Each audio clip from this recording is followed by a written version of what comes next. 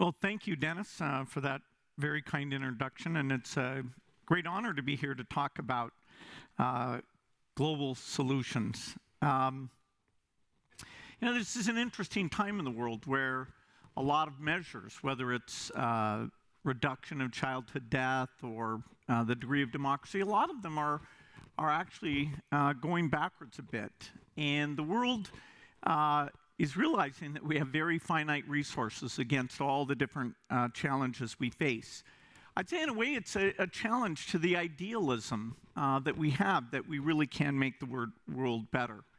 So I want to deliver today how I think about this. And overall, it's a very positive message. A lot of things have worked extremely well.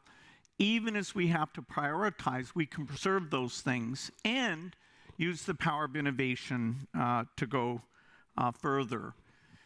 The Gates Foundation got started at the turn of the century. I'd been studying philanthropy and why children die, what goes on in low-income countries during the 90s.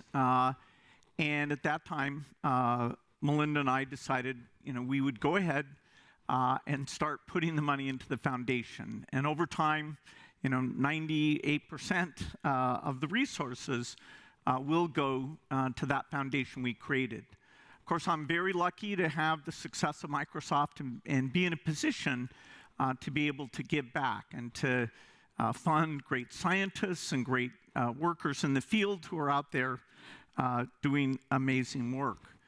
In those studies in the 90s, what I realized is that resources can go a lot further in poor countries, that if you care about equity, that if you feel that all lives have equal value, then almost all of your resources are going to help in these poor countries. I wasn't quite sure, how difficult that would be. These places are far away. They have different governments. Would we actually be able to have the impact we wanted? But I saw that it was worth trying. And so we got involved in overseas aid, particularly in health, in a very big way. We got on a learning curve. One of the first groups we created that I'll talk about a fair bit because it's kind of a miracle is a group called the Global Alliance for Vaccines, or Gavi. At the time, in the year 2000, there was a vaccine for diarrhea, the thing that caused the majority of all diarrheal deaths, which is rotavirus. But it was expensive, and it was only going to the kids in rich countries. Well, kids in rich countries don't die of rotavirus. They have enough nutrition, enough health care, that although it's inconvenient and it's great we provide that vaccine, it's not life-threatening. Whereas over 500,000 kids were dying in poor countries from rotavirus. And so that really stood out to me as, okay, let's get this vaccine to be cheap, down to $1 a dose, and let's get it adopted by all these different countries. And so not only rotavirus, but another vaccine for the main cause of pneumonia and various other vaccines are now getting out to most of the world's children. And it's because of that we went in the year 2000 with over 10 million children dying a year, now down under 5 million a year.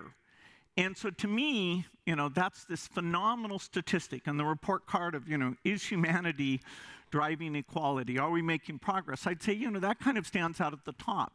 And so whenever you think about, disasters, wars, they are awful. I'm not minimizing anything there, but, make sure numerically you compare 5 million deaths a year to whatever the sum of those things is and say, okay, do you really want to turn the clock back to the year 2000 when 5 million additional kids were dying? And of course, most of those deaths were in developing countries. We've gone from a kid in Africa being 40 times more likely to die before the age of 5 to only 15 times more likely.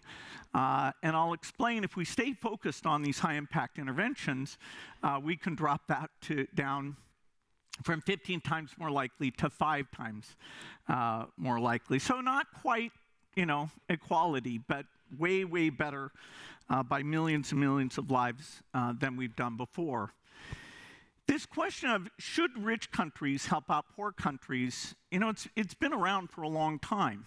The idea of aid, one of the biggest aid packages of all time, of course, was after World War II, that, Germany in that case was a recipient. And, of course, that's a fantastic story because not only did Germany recover quickly, partly because of the generosity that was shown then, but Germany has turned into the third largest economy in the world and the second largest aid donor, only after the United States, which of course has a far larger economy. And if we look at these high-impact health interventions, and I'll talk about two others besides Gavi in particular, these receive, both from the Gates Foundation and from the German aid budget, about $1 billion a year. Germany gives a little more to some, we give a little more to some, but we end up at about that same level. So let's look at the other two besides Gavi. Global Fund is the second one.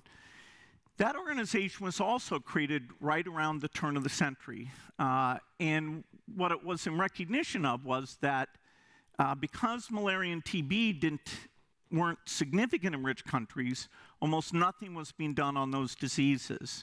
And HIV, which was kind of the headline disease that helped drive it, that ARV treatments were available in the rich countries, but it was still a death sentence in Africa and other developing countries. And yet, those drugs, if you're smart, can actually be made for about $100 per person per year. And that's where we are today. And those drugs, although you have to take them for the rest of your life, they restore your health. And so, the message that was used to get people thinking about Global Fund is it worth $100 a year to save lives? So Global Fund, now over 50 million lives saved in the 3 diseases it works on. The last example I want to give is a little bit different, which is polio eradication. The world has only eradicated one disease ever in history, and that was smallpox. A long time ago, it was declared eradicated back in 1980. It killed millions of people a year at its height. Smallpox and measles are the 2 biggest killers in the history of mankind. And so through vaccination, and actually big cooperation with Western countries and the Soviet Union, every single case was eliminated. And of course, now that it's gone, we don't have to pay to vaccinate people. It's, there's zero cost involved. The other disease that the world's gotten serious about eradicating is polio. That started in 1980. At that time, 350,000 kids were being paralyzed every year. Last year, the wild polio virus only paralyzed 12 kids. So that's quite a reduction.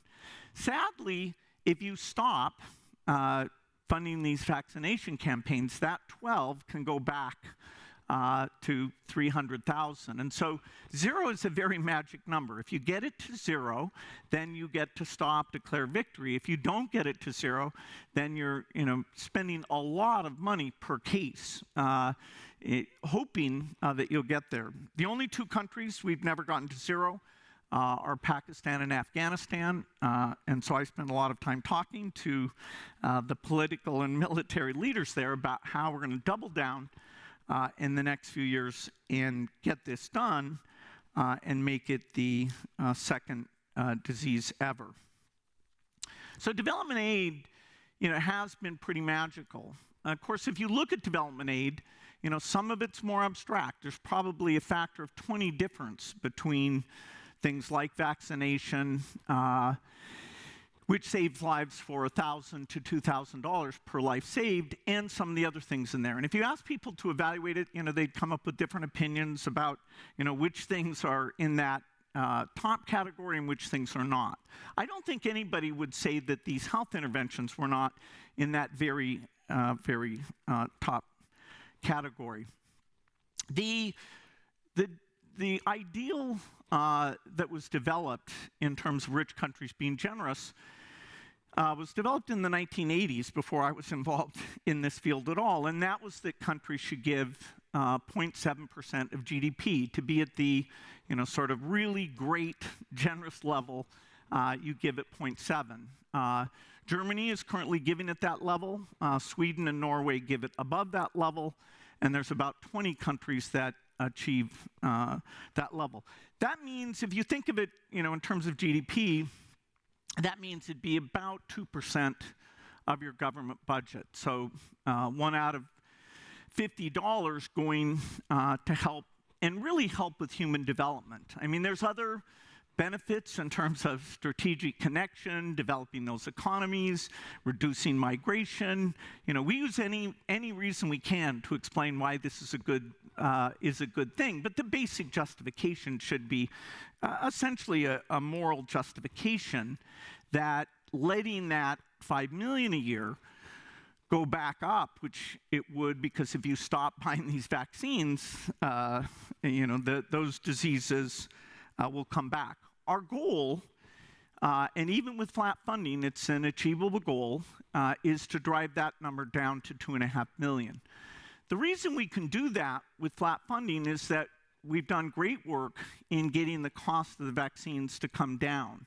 And so we can add in new treatments and new vaccines. For example, now we have a very low-cost vaccine, a $3 per dose vaccine, and we've proven that this is a vaccine that only a single dose is required. When it was first licensed, it was a 2-dose vaccine, but the Gates Foundation spent a little over $30 million to show that you get total protection from only that 1 dose. And so literally it's the delivery cost plus buying the vaccine.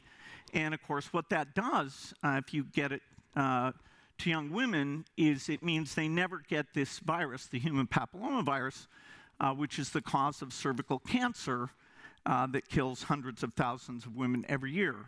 And so Gavi is constantly adding new vaccines, eventually an HIV, a malaria vaccine, and that's why we feel that if we stay the course on this, we can get down to that 2.5 million. Now, the United Nations Sustainable Development Goals, which were set in 2015, they developed a target to get down to 2.5 million by 2030. We will not achieve that. That assumed that the improvement that we saw from the turn of the century, that we basically continued that. But of course, we'd already taken rotavirus, pneumococcus, our big impact things, and we had done those. And so it takes more interventions. You have to maintain the interventions to stay flat, although economic development helps you in a positive way as well. And you have to add new interventions. And some of these interventions, I come from the software world, so all of this stuff about, not buying vaccines was very new to me. One of the studies we did recently was on women who give birth, and you probably know that several hundred thousand die every year simply because they bleed to death, that, after the birth there's enough laceration, and that bleeding is life-threatening. We did a trial, and we had 10,000 women in the trial, half of whom are getting placebo, half of whom are getting active drug. And for the first time, we actually put a mat underneath with a little cuff on it so that you could actually measure the amount of bleeding that was taking place. It's actually very hard to estimate that, and in many cases, women weren't getting treated who should. And we set actually a pretty low threshold that when you saw 200 milliliters of blood, you should go ahead and treat. And trials, as you know, they're typically like 3 years long, but there's interim steps where somebody will look at the data. It's double blind, so only these data safety monitoring boards get to look at the data. And usually when they look at the data early on, the greatest impact is that if they see no progress, that is, that the treatment arm is doing better than the placebo arm, they'll say your study should end for futility. Often they just let it go on, hoping good data develops. In very rare cases, the intervention is so dramatic, there's so much separation between the two arms, that they decide it's unethical to continue that study. Unfortunately, in this bleeding study, where the active arm was a 60% reduction, and even greater than 60% where we used that low cutoff, we were able to show that $2 of drugs actually creates that result. So there are great things going on. There's a lot more innovation to come. There's a TB vaccine. There's a bunch of new TB drugs. Some of the battles in global health you have to fight again and again because you get resistance. You know, the pathogen, if it's still out there, it's trying to survive, it's evolving. And so like the first generation of bed nets that we provided, pyrethroid bed nets, the mosquitoes developed resistance. We had to do dual insecticide bed nets. Those cost a little bit more money, but we made a volume guarantee, and now those are being used. So it's a constant battle where if you just stand still, sometimes the pathogen moves ahead. When we think of these developing countries, we still, as you probably know, have very high population growth in these countries. And if you think about the challenges these countries face, whatever lens you put on it, climate change, the environment, feeding the kids, educating the kids, having enough job for the kids, that very high population growth, it makes all of those things more difficult. And in a way, helping the world's children gets more difficult because although the average income in the world is going up, the average income of the household that children are born into is going down. Somehow the babies are choosing to be born in northern Nigeria instead of in, Sweden or Germany. And so this mix effect, it's very dramatic. In fact, about a third of all births now are in Africa, which is why it's the last continent that has net population growth. Asia has a little bit, but percentage-wise, it's very much Africa. And it turns out that, there's this ironic thing that when I first got involved in development that I couldn't believe. I had to be told many, many times, which is you think, okay, if you're saving lives, you're increasing the population, right? I mean, you save millions of kids, there must be millions of more kids, and therefore all of those other problems must be more difficult. But as people in the field showed me, and it works country by country, as you reduce childhood death, as you get girls into school, as you provide contraception, families voluntarily choose to have less children. And so you go from the 6 per woman, that's the fertility rate in most of the Sahel at this time, down to where, of course, middle-income countries as a whole are actually a little bit below replacement rate, and rich countries even more so. And so amazingly, the intervention that's about saving lives also, from all of those points of view, is a powerful intervention. Now, I talked at the beginning, that there's a lot of priorities. The German budget as a whole, the German development budget, the Gates Foundation budget, particularly now with so much going on, the recognition that there's not enough money to do all the things we want to do is very, very clear. If somebody gets up and gives a speech and says we should spend money on X, it might be a very eloquent speech, but there's too many such speeches. You really have to say per euro, and in terms of what your moral priorities are, which of those things that you maintain, and which of them, at least temporarily, we hope things like Ukraine, the Middle East, all these things, we get to a point where we're not quite as stretched thin as we are. But in the meantime, the question, do we maintain the money to buy the vaccines? As I say, the goal is to keep that flat, if at all possible, and keep this spirit. Once you start cutting, it's hard because the other countries who give are like, well, they cut, therefore maybe they know something we shouldn't, or we can't defend it politically. So there's a sense of collective action, and there's a sense of critical mass in terms of getting the prices of the vaccine down and pushing those things together.